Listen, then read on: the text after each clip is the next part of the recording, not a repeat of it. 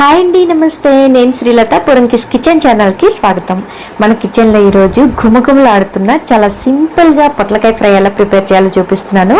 దానికోసం పొట్లకాయ తీసుకొని పైన పీల్ చేసి ఉప్పు పసుపుతో నీట్గా కడిగి ఇంత చిన్న సైజు ముక్కలు అయితే కట్ చేసుకోవాలి. ఖచ్చితంగా ఇంత చిన్న సైజు కట్ చేయాలి. స్టవ్ ఆన్ చేసి ప్యాన్ పెట్టి 2 స్పూన్ల ఆయిల్ వేసుకున్నాను.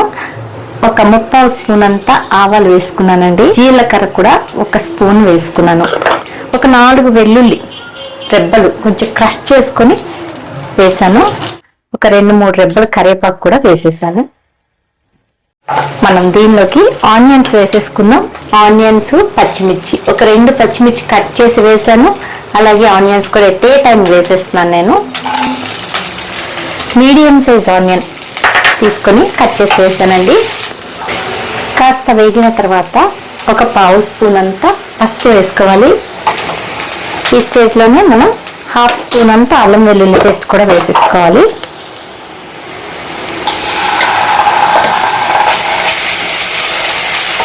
ఈ పేస్ట్ వేసినాక మరొకసారి బాగా మిక్స్ చేసుకుంటే ఆనియన్స్కి ఈ పేస్ట్ పడుతుంది. చూడండి, మంచి సువాసన అయితే నాకు వస్తుంది అనమాట.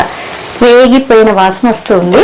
ఈ స్టేజ్లోనే మనం కట్ చేసి పెట్టుకున్న ఈ పొట్లకాయ ముక్కలు నేను చాలా చిన్నగా కట్ చేశానండి, ఎందుకంటే త్వరగా కుక్ అయిపోతాయి అనమాట. దీన్ని కొంచెం సాల్ట్ వేద్దామండి. ఇప్పుడు ఆ ఉప్పు తగిలితే కొంచెం మగ్గుతుంది. మీరు చూసినట్లయితే నేను 1/2 టేబుల్ స్పూన్ అంతా వేస్తున్నాను అనమాట. ఇప్పుడు ఈ ఉప్పు వేసిన తర్వాత ఇమీడియట్గా ఒకసారి ఇలా ముక్కలన్నిటికీ కూడా ఈ ఉప్పు కాస్త తగిలేలాగా ఈ విధంగా చక్కగా మిక్స్ చేసేసుకోవాలి. ఫ్లేమ్ని సిమ్లోకి టర్న్ చేసుకొని ఒక 10 మినిట్స్ అలాగా మగ్గనిద్దాం.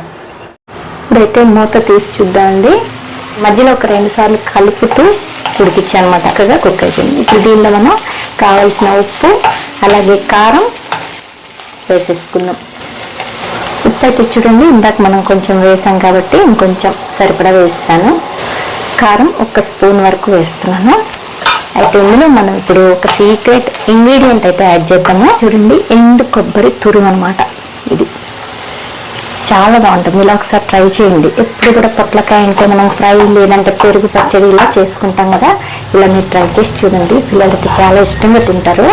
వాళ్ళకి పొట్లకాయ చాలా మంచిది. ఎదిగే పిల్లలకి ఫుల్ ఫైబర్ ఉంటుంది కదా, హెల్త్కి చాలా మంచిది. చూడండి ఎంత అద్భుతంగా ఉందో. ఇప్పుడు మనం సర్వింగ్ బౌల్లోకి తీసుకొని చక్కగా పప్పు చారు ఇలాంటివి పెట్టుకున్నప్పుడు సైడ్ డిష్గా బాగుంటుంది.